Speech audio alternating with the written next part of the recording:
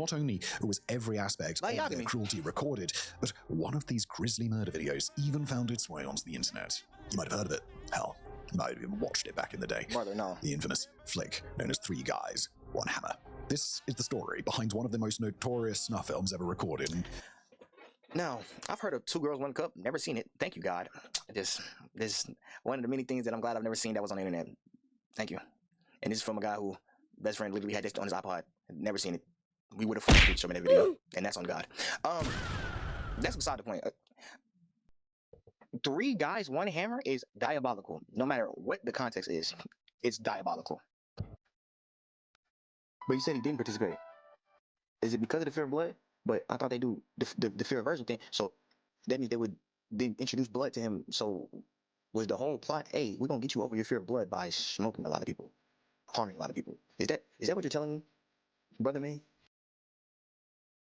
Who plotted this? Eventually, reports would state boxes of animal parts would be found in their possession. Boxes? It was clear that they were escalating, and it was only a matter. Where the is Peter at? Where? Peter must be an American organization, bro. What? I thought them niggas was worldwide. Where is Peter? Matter of time. One such example was a woman by the name of Lydia Ivanova, who was out feeding stray dogs in the area. After she was struck in the head, the attackers apparently noticed gold crowns in her teeth. The men proceeded to stomp on her face and knock them out. The pawn shop the men took them to would later reveal to them that the metal was not solid gold, right, it was merely plated, making it worthless. Remarkably, though, Lydia survived this assault. In a rare turn of fortune for the victims of these sadistic killers, the stray dogs she was feeding barked loudly and fought them off. Thank God. Hey, some of them dogs, man. Recognizing evil in people from the get-go. So police were able to put together some pretty accurate composites. This is a horror film. Despite their lack of economic motive for robbing their murder victims, it would eventually be greed that would bring the whole sorry charade down. Greed? They tried to sell the mobile phone of one of the victims at a pawn shop. When the phone was turned on to check if it still worked, the police, now wary of looking for the stolen belongings of victims thanks to their early investigations, intercepted the signal and confused. Now, I'm glad they got caught, right? But if y'all were going to sell the phones, which is stupid, and y'all wanted money, why would y'all not just actually rob the people y'all were assaulting? Especially when you take them out the game. Like, why would you not just continue to rob them? I don't understand. Anyway, whatever. It's not good to try to get into the mind of a crazy person. Racks of fucking riches, I ain't really got it. I feel like Aladdin, I ain't never had it. Cause I ain't never had shit, I ain't never had it. Till I found his magic, Racks of fucking riches, racks of fucking riches. Welcome back, we back with another reaction video. Today we are reacting to the disgusting true story of the Dnepropetrovsk Maniacs. I think I might have nailed it. Just saying. This is an Into the Shadows video. We're gonna get right into it. I don't even know what language that is. I guess Dnepropetrovsk. That shit gas. Yo, I ain't gonna lie. I'm starting to appreciate other languages way more, man. In Ukraine, in 2007, we in some Ukraine? of the most violent and sadistic crimes ever described would be ruthlessly carried out. Over just 3 men, dubbed the Dnepropetrovsk Maniacs, would brazenly wreak havoc and terrorize a small section of the Ukrainian interior, resulting in the deaths of over 20 innocent people, as well as torture, animal mutilation, and just a grotesque lack of humanity. Man, what the hell when they were wrong with eventually caught, the investigation into the grisly murders would reveal their dark and twisted reality. These monsters weren't just remorseless about what they did, they were proud, giddy even. Their trial proved that they didn't do it for money or status or power, they simply did it because they could. And not only was every aspect of their cruelty recorded, but one of these grisly murder videos even found its way onto the internet. You might have heard of it. Hell, you might have even watched it back in the day. Brother, no. The infamous flick known as 3 Guys, 1 Hammer. This is the story behind one of the most notorious snuff films ever recorded. Now, I've heard of 2 Girls, 1 Cup. Never seen it. Thank you, God. This one of the many things that I'm glad I've never seen that was on the internet. Thank you. And this is from a guy who best friend literally had this on his iPod. Never seen it. We would have fucking shown that video, and that's on God. That's beside the point. 3 Guys, 1 Hammer is diabolical. No matter what the context is, it's diabolical. It was by no means their only one. Viewer discretion is advised. So, where does this story of abject horror and cruelty begin? Well, That would be 2007 in Ukraine, specifically Dnepropetrovsk, which is also known today as Dnipro on the eastern side of Ukraine. It's a settlement that sits right on the river of the same name. Travel due south from here and you hit the now infamous city of Zaporizhzhia, and it's generally believed a lot of the crimes video took place roughly between these two areas, with a few other surrounding zones thrown in as well. That's actually an important thing to note before we start. A lot of information around this case is shrouded in mystery. Some details can be confirmed, others are generally believed to be true but can't be proven with lack of open source evidence available, and some of it might just be completely made up. We've tried to stick to Ukrainian sources from the time as they appear to be the most reliable in establishing the facts. Which makes sense. In the late 2000s and early 2010s, people would trawl the internet for leaked documents from cases like this one and post them online, but the original sources have since been lost, making available information today somewhat murky. Either way, we'll try and make distinctions where information is confirmed and where it's more speculative. Alright, so Dnipro, 2007. 3 young men who reportedly had been friends since early in school lived in the Yep, my haircut theory still hit tying. It's still hit tying. Like, brother, if your haircut is chopped up, yeah, bro, they might need to stay away from you.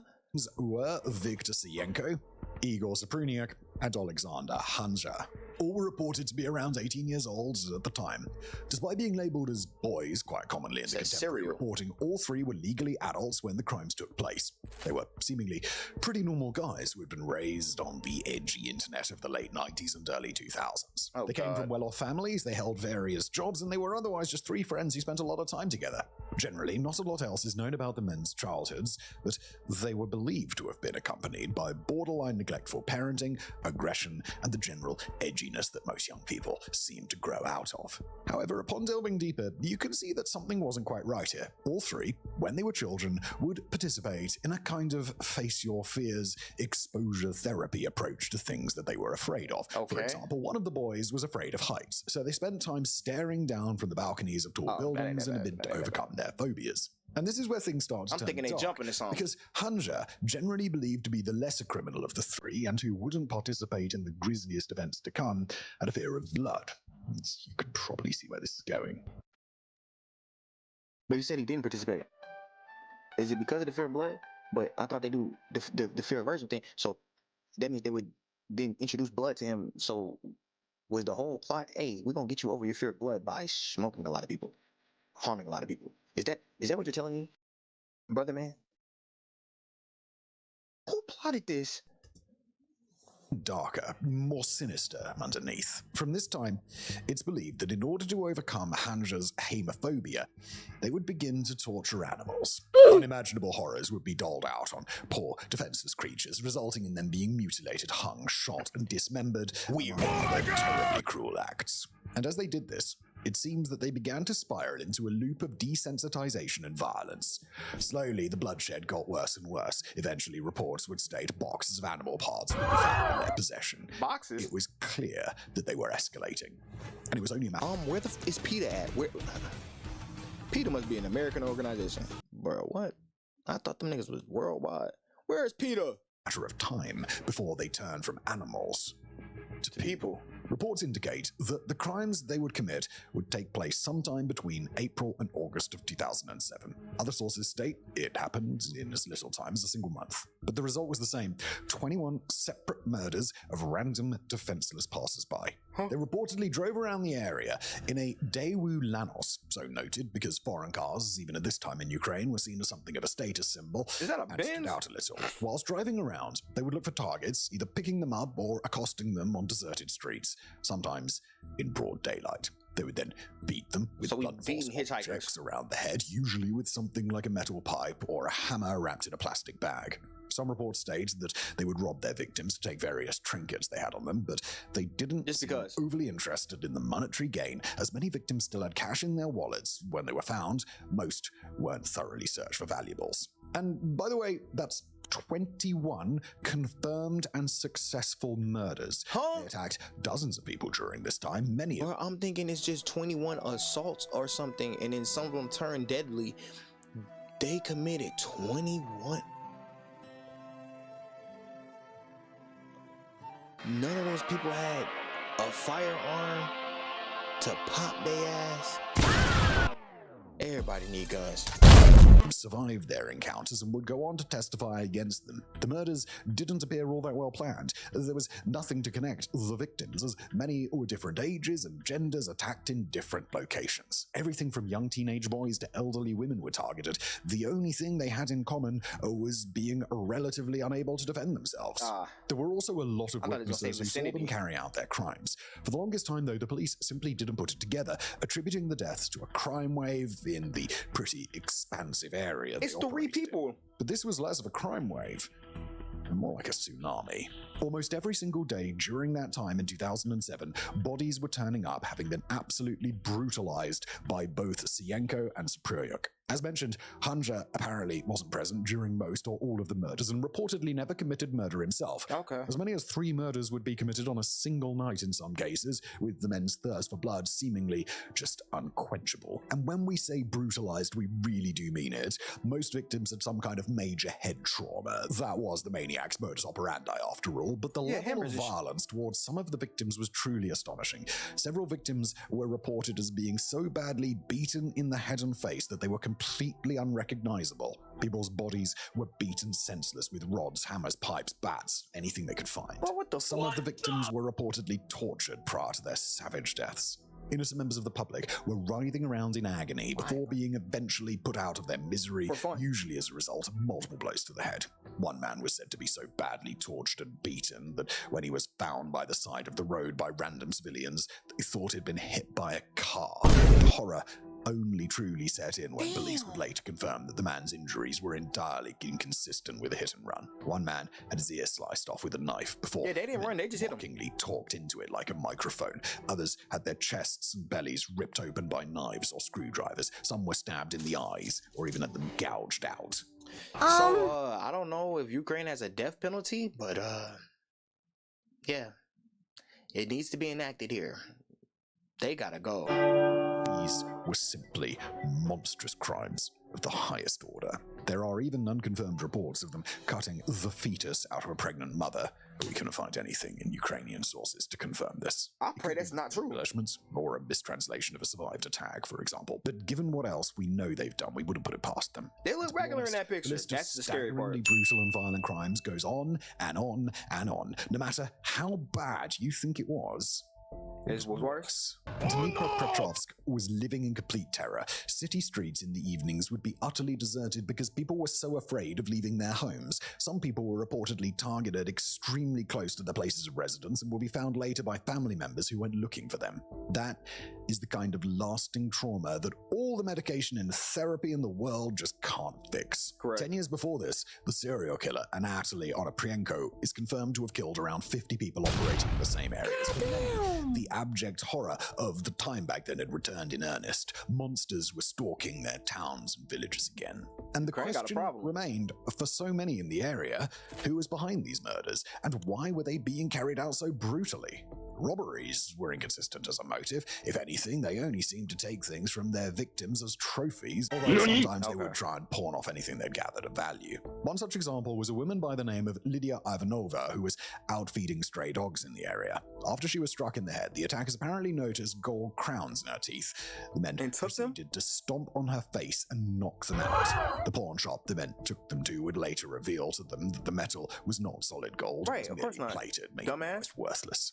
Remarkably, though, Lydia survived this assault. In a rare turn of fortune for the victims of these sadistic killers, the stray dogs she was feeding barked loudly and fought them off. Thank God. Hey, shout out to them dogs, man. Recognizing evil in people from the get-go. Lydia then crawled with a shattered skull, lost teeth, and even missing an eye to a nearby youth center where people there called an ambulance. Others would also survive their encounters with the maniacs. 14-year-old Vladimir Glykhov was saved only by his quick feet in a car driving by on the deserted nighttime highway. He got out of there. The killer, chasing him, had turned back when the car appeared. At that moment, his accomplice had already killed a 13-year-old boy who was on his way to go fishing. What? Lucky escape for the teenager. Svetlana Fedina, who ran late in the day to an ATM to withdraw her mother's pension, also survived. She passed a young man walking toward her under a streetlight, and she got a very good look at his face. It was Spryuk, who, after he passed her, turned around and smashed her over the head from behind. Why? In such a defenseless state, she wasn't finished off. We don't know. Perhaps something spooked them off. When an investigator brought 3 photographs to Svetlana in the intensive care unit a few days later, it was them. She confidently recognized Sapryniuk. Rumors of this violent crime spree eventually reached Kiev, and a commission of the Ministry of Internal Affairs was sent to Dnepropetrovsk. Oh, I'm thinking they went to another. I'm like, y'all went to another city? What the fuck?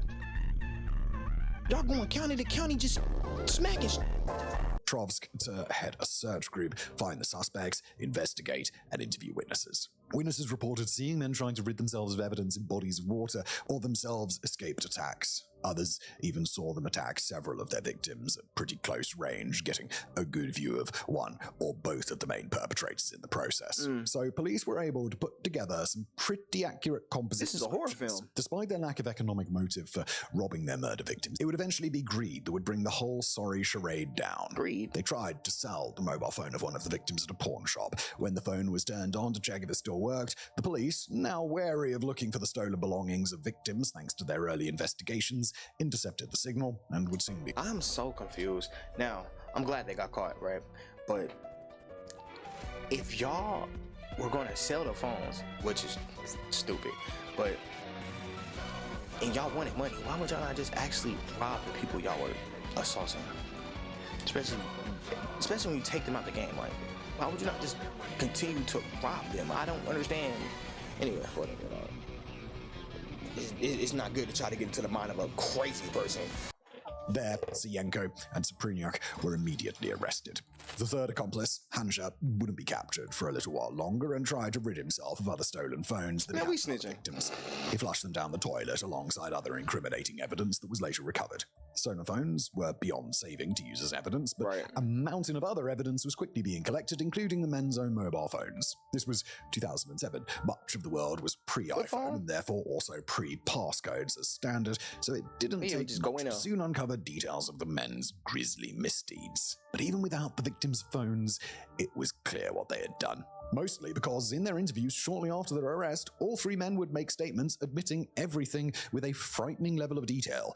In the subsequent investigation into the crimes in order to understand their full scope, Petro Ovchar, head of the investigative department of the Dnepropetrovsk Regional Prosecutor's Office, stated the following. They themselves, referring to the maniacs, detailed the locations of the crimes, the locations of the blows, the number, and the items stolen. The boys, it must be said, have excellent memories. They described the area with photographic... So these kids damn near got photographic memories. And y'all wasting that on executing people. What the fuck? Oh my God. What's wrong with y'all? Anyway. They need guidance. Contacted the relevant district police station and received a criminal case for this crime. Everything matched. The address, the nature of the injuries, the number of blows, and the list of missing items. But suppose you ignored that little fact that they confessed everything and disregarded entirely. Police would still learn more or less exactly what these men had done. And that's because they had photographic and video evidence. They filmed the entire thing, all of it. And soon, that revelation and the subsequent reveal of the gruesome evidence... So maybe they didn't have photographic memories. Maybe they were just weirdos and they kept reviewing the tape like it was... What that nigga Vaughn on 1700 say? Like it was porn?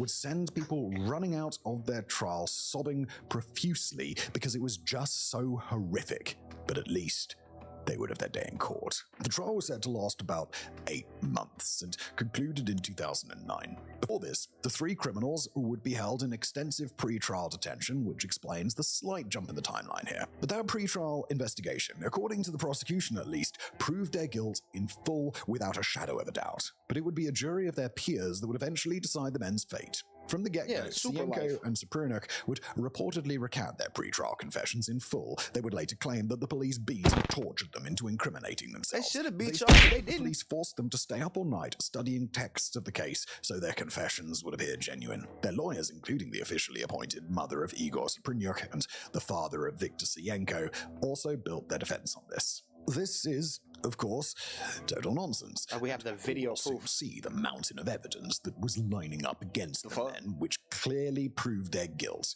But the parents of Saprynyuk and Sienko in particular would consistently claim every part of the investigation as either fabricated for some reason or not carried out properly, or that evidence wasn't in fact showing their sons when it most definitely and clearly was. This went beyond just loving and thinking the best of one's children despite the evidence. It was a malicious campaign from both sets of parents to try and get the children off of serial killer charges, ostensibly to hide their own subpar, neglectful parents. Like, that's crazy. Ultimately, the defense boiled down to the idea that the whole thing was also rigged charged them against with their neglect. sons, that the police had covered up the real killer, and they were simply walking free. It would have been a lot easier for the general public to accept that a drug-addled, deranged lunatic went on a killing spree instead of well-off men just out of school with no criminal records or prior offenses. Yeah, this is Law crazy. enforcement investigated many of the supposed local suspects through thousands of police combing the streets for anyone who might appear a little shady before they tracked down the men responsible. They even arrested one man for the murder of a woman, but it was determined that this had nothing to do with the crime spree that the perpetrators had committed. And as for the evidence pointing towards our three suspects, it was overwhelming. For starters, you've got the testimony of the many survivors, bystanders, and witnesses who all positively identified the maniacs, as they made no attempt to hide or conceal their identities. You even have the men's own testimony too, recanted as it was in Sienko and Saprynyuk's case. The men knew things about the case that only the killers would know, with staggering levels of detail. What about the camera rate? When the attacks had happened, how many blows to the head certain victims sustained, and even the various trinkets stolen from them. The Daewoo Lanos was also identified as the vehicle they used when on the prowl to look for innocent people to murder, with the men being seen inside it by several witnesses. Even their presumed places of residence all fit with the surrounding area of the attacks. And then you get to the digital photo and video evidence, which was absolutely monumental. Oh, to say on another channel, I don't write down your crimes. And to be fair to these morons, they didn't write them down. They filmed them proudly for their own sick safekeeping. Overall, there was around 40 straight minutes of footage from their horrendous crimes. 40 minutes. Brother, is that actual murder, footage? Assault, and their actions afterwards. Are they running somebody down? It's a relative mountain. Who was recording? 100 photos were also taken by the men whilst on their self-snitching rampage. It is reported by contemporary Ukrainian accounts that the footage, 99% of which most people have never seen, was so graphic that the crowd in the courtroom couldn't bear to watch it. Yeah, no one the wants to watch maniacs that. simply watched and occasionally traded smirks back and forth. Even through the bars of the courtroom cell, it was clear to see no remorse. Oh, they got courtroom cells in Ukraine? The videos and images are reported to have included animals killed and torn apart, the attacks on individuals themselves, and the gruesome aftermath, such as clearly showcasing the crushed heads of the now. Hold on. They even recorded when they were mutilating animals? Well, then again, they mutilated humans, so why do they care? They probably think it's the same thing. They both animals, but their mental's cooked, brother. Recognizable victims. People literally ran out of the courtroom and into the street crying because it was so violently graphic. A doctor was required to be present in the courtroom to explain just how barbaric they had been. And remember, these murders were entirely, totally With a hatchet? unprovoked. A few videos eventually found their way online through leaked footage, but only one that hit the public domain is remembered. Bro, don't show me this Many video, of you please. probably heard of it, especially if you liked watching edgy and gory videos in the early 2010s. Y'all niggas weird. Why you be doing that? Man, look. Edgy, what? Who did what? But I'm not watching somebody get murdered, bro. What's up with y'all, man? What is up with y'all? No. I did see Charlie get hit with a... But I ain't want to see that. That was not intentional. You know what I'm saying? It's been titled 3 Guys, 1 Hammer after the infamous 2 Girls, 1 Cup video, which also made its way around the internet at the time and was horrifying in a completely Glad I different never way. seen Now, this video it. is still available out there on the internet if you know where to look, and we say, for the love of God, don't. The morbid curiosity is just not worth it. It's not. There's no life-enriching experience. It never is. Gained from watching it, you've been warned.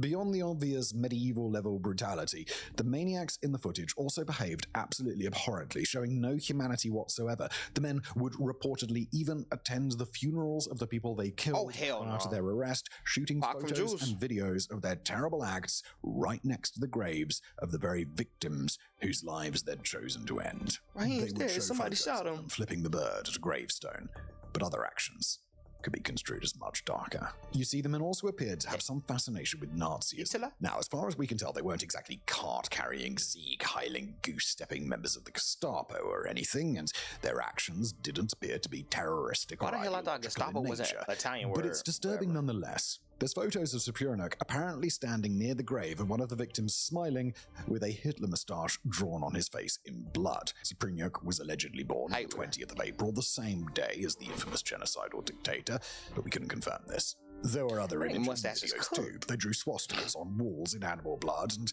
did the famous salute over the corpse of one of the victims, just to name a few. Oh, it's Elon Musk. If you're asking us, this was just part of it. Nihilistic persona rather than those legitimately calling for a Fourth Reich. But we don't have enough information to truly prove so one way or the other.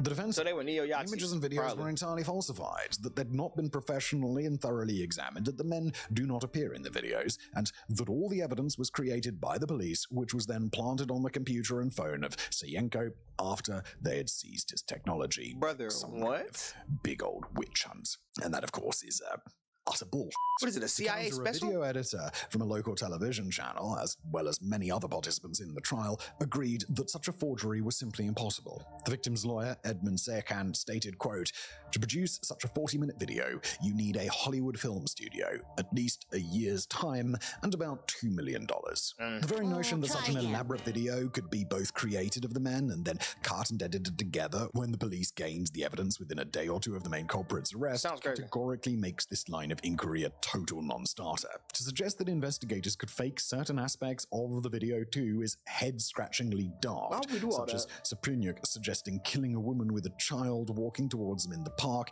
and Sayenko replying, "That's you can't take anything from her." Or how, during the murder of 15-year-old So they were trying to take stuff. Trishchenko in Novomoskovsk, they were so frightened by the appearance of a random passerby that Sienko, who was dragging the boy by the legs into a ravine, fell over in fear.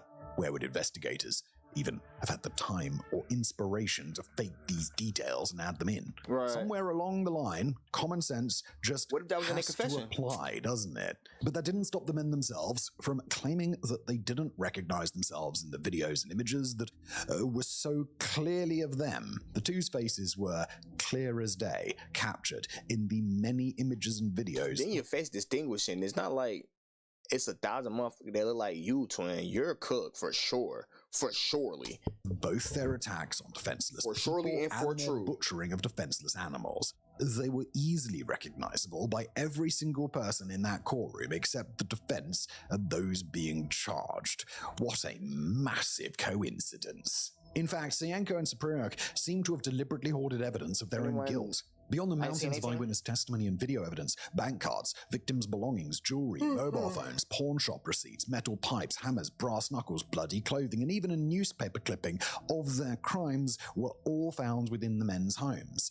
And of course, that's where all the digital evidence was too. But it would be that bloody clothing which would act as the final nail in the coffin. The clothing was identified by families as having belonged to various victims, some of which likely matched up with all the digital evidence that we've talked about so far. Investigators told the court that there was nigh on nothing within the men's wardrobes that wasn't covered in brown stains, the blood of various animals, people having long dried. He said But the boys' clothes, though. it was the genetic evidence. I don't think it was a that third really nigga, put though. this case to bed. DNA Respectfully. and genetic analysis was done on the bloodstained belongings to the great expense of the court, and it was found to match that of the various victims they'd killed. The chance of a person having an identical blood genotype to another is roughly Impossible? 100 billion to 1. The chances then that the blood in the perpetrator's wardrobe didn't belong to some combination of all 21 victims and was simply one giant gory misunderstanding was, for all intents and purposes, so infinitesimally small that it was practically impossible. You could play the Infinitesimal. lottery every single day for your entire life, and your chances of winning every single day without ever losing again would still be greater than that blood not belonging to at least some of the victims. Seems like we need to hit the was lotto. Totally conclusive. As far as cases go, this wasn't just open and shut, it was padlocked, welded shut, placed inside a bunker 100 miles underground, and protected by God himself. Damn. It didn't matter that Sienko and Sapurnuk recanted their previous confessions under the make-believe guise of coercion. The remaining evidence would convict them all the same. So then what became of the Dnepropetrovsk Maniacs? Well, you'll probably be unsurprised to learn that a jury found them unequivocally, completely, and utterly guilty on all charges. Justice was done, Thank God. but it wouldn't bring back the dozens upon dozens of people whose lives were Unfortunately. affected forever by such a needless, violent tragedy. Friends. Oh yeah, with that being said, rest in peace to all the victims of these maniacs. There's no other word that perfectly describes these people besides maniacs. What in the they went on a murder spree for no reason, but those no reasons were reasons. What the fuck? Even victims themselves suffered life-changing injuries, traumas, and disabilities as a result of these men's actions. They had done an extraordinary amount of harm in such a small area, in such a small time, and now they were going to pay for it. In 2009, as the trial ended, Sienko and Sapronok both received life sentences without the possibility of parole. After all, they had no remorse and sought to try and unravel the airtight case against them with baseless accusations and evidence forgery and coercion. Hanja was a somewhat different case. He expressed serious and apparently genuine remorse for his role in the robberies and anything else had taken part in up to that point. He was very lucky that he wasn't on any of the video evidence of the murders, and in the end, he wasn't accused or charged with anyone's death as far as we know. Given his disposition towards what he had done, his guilty plea, and the fact that his family had compensated some of the victims for damages, his sense to distance himself from the other men after they began getting violent towards people, and his seemingly genuine fear of what his two friends were capable of, he received a reduced sentence. 20. The prosecution requested 14 years. The court knocked it down to 9. Even in his final statement, 20-year-old Hanja said, quote, "If I had known what atrocities these people were capable of, I wouldn't have come within range." That's how I'd be feeling. Now, it's important to remember that Hanja wasn't innocent in all of this either. He had taken part in the toxic goading of his friends and former classmates that eventually led to the deaths of so many people. He also tried to get rid of evidence before he was caught and only seemed to express true remorse when he knew he had no chance of getting away with it. He quietly served his sentence somewhere in Ukrainian prison, and he was released around 2016, according to some sources. He was extremely fortunate that he was going to have any future at all. Can we get double life for both of them other niggas? Back out, roaming the streets of Ukraine as a free man, as if nothing has happened to him since. The others booted off them himself for a long time and one day die in prison, never knowing the warm embrace of their families or life outside a concrete box ever again. And to be honest, it's the least that they deserve, given the sheer scope of pain they doled out to their victims.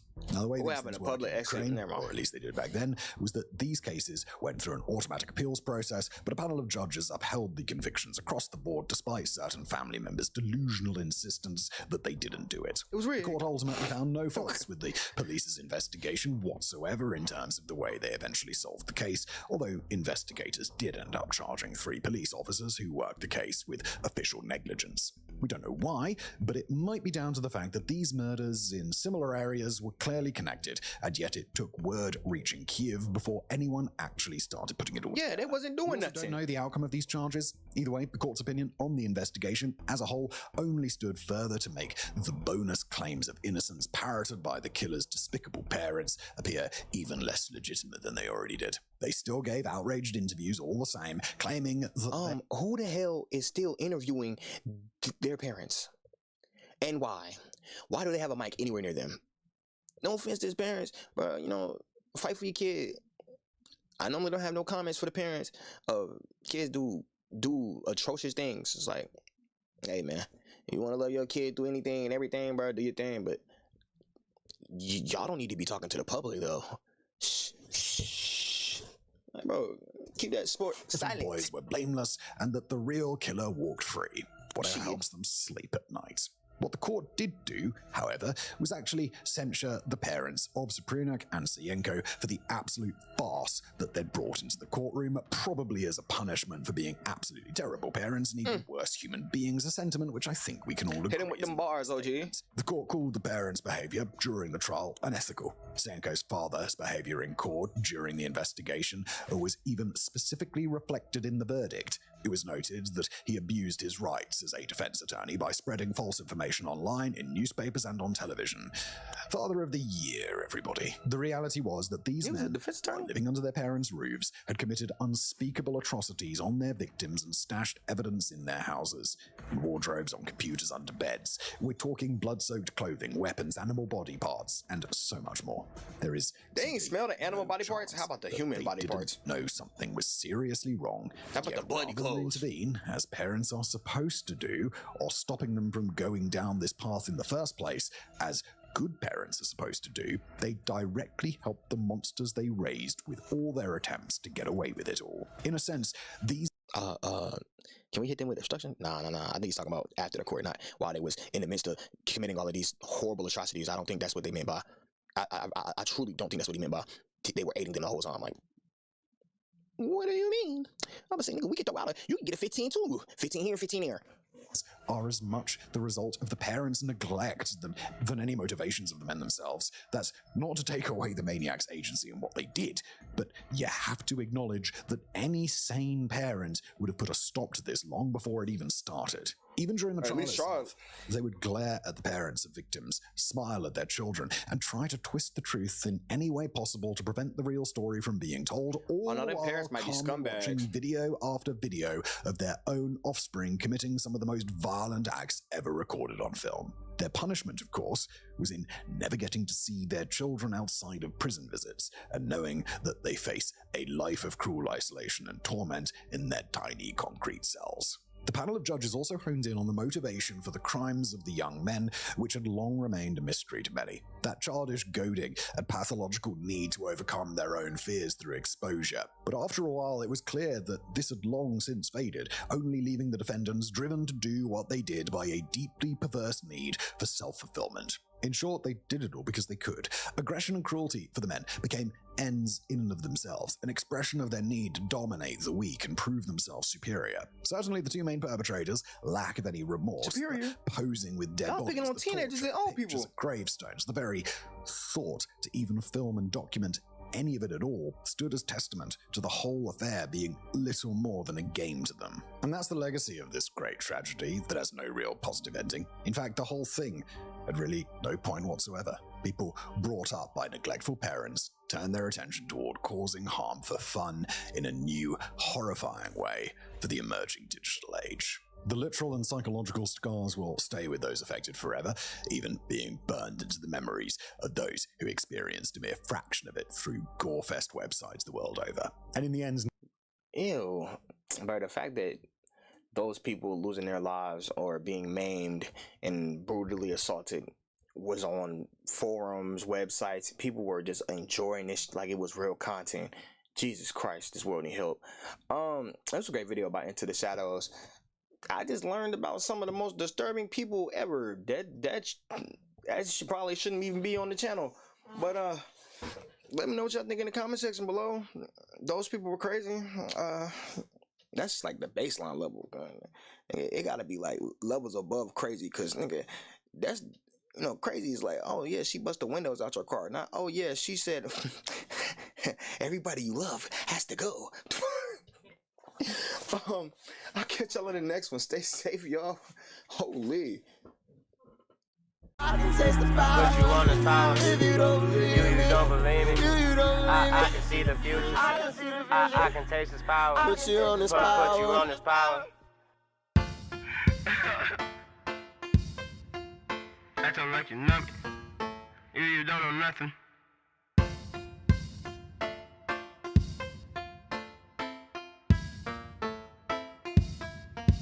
All my hoes is Yoshis. Smoking, dodging police, feeling kinda groovy. I might spit a movie. You don't believe me. I can see the future, acting like you know me. Quickest way for me to get away. I need some access to some motion.